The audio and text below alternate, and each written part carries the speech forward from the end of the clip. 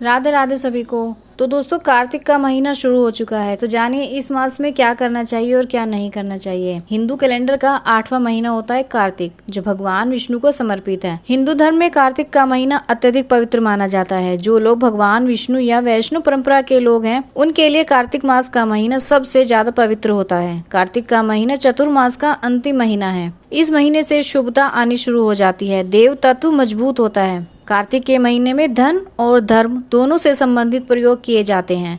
कार्तिक के महीने में तुलसी का पौधा लगाना और तुलसी का प्रयोग करना और तुलसी का विवाह करवाना सर्वोत्तम होता है। कार्तिक मास में जो दान किया जाता है वो सबसे पुण्य देने वाला होता है। कार्तिक मास में गरीबों को चावल का दान करना चाहिए। कार्तिक मास में दीप दान करने का भी विशेष महत्व है। तुलसी पूजन का भी इस मास में सबसे ज्यादा महत्व है। कार्तिक मास का महत्वपूर्ण क्यों है दोस्तों, तो मैं आपको बताती हूँ। कहते हैं कि इस माह में भगवान विष्णु 4 महीना की योग निद्रा से जागते हैं, यानी कि इस माह में भगवान विष्णु अपनी 4 महीने की नींद पूरी करके उठते हैं। भगवान हरि जिस दिन योग निद्रा से जागते हैं उस दिन को देव उठान एकादशी और देव उठनी के नाम से जाना जाता है। कार्तिक माह में भगवान विष्णु और तुलसी माता की पूजा, गंगा स्नान और दीपदान का सबसे ज्यादा महत्व होता है। कार्तिक मास में जो व्यक्ति भगवान विष्णु और माता लक्ष्मी की उपासना करता है उसकी सारी इच्छाएं पूर्ण होती है। साथ ही कार्तिक मास में कार्तिक महामात्य व्रत एवं कथा का पाठ जरूर करना चाहिए।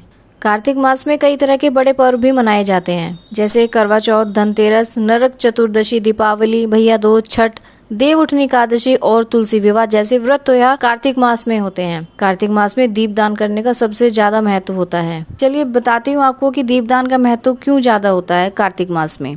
वैदिक पंचांग के अनुसार स्नान, ध्यान और दीपदान का महीना कार्तिक कृष्ण पक्ष की प्रतिपदा से आरंभ हो जाता है, जो कार्तिक पूर्णिमा तक चलता है। फिर इसके बाद साल के बाकी बचे महीने मार्गशीर्ष, पौष माह और फागुन आता है। कार्तिक मास का महीना दोस्तों पूजा पाठ, धर्म, कर्म, ध्यान और मांगलिक कार्यों के लिए सबसे ज्यादा विशेष होता है। कार्तिक मास का महीना चतुर्मास का आखिरी महीना होता है और भगवान विष्णु 4 महीने की योग निद्रा से जागते हैं। पुराणों के अनुसार इस माह में भगवान विष्णु नारायण रूप में जल में निवास करते थे, इसलिए कार्तिक कृष्ण प्रतिपदा से लेकर कार्तिक पूर्णिमा तक नियमित सूर्योदय से पहले नदी या तालाब में स्नान से अक्षय पुण्य की प्राप्ति होती है। शास्त्रों के अनुसार जो मनुष्य कार्तिक मास में प्रतिदिन गीता का पाठ करता है उसे अनंत पुण्य की प्राप्ति होती है। कार्तिक मास का महीना श्री कृष्ण का अति प्रिय महीना होता है।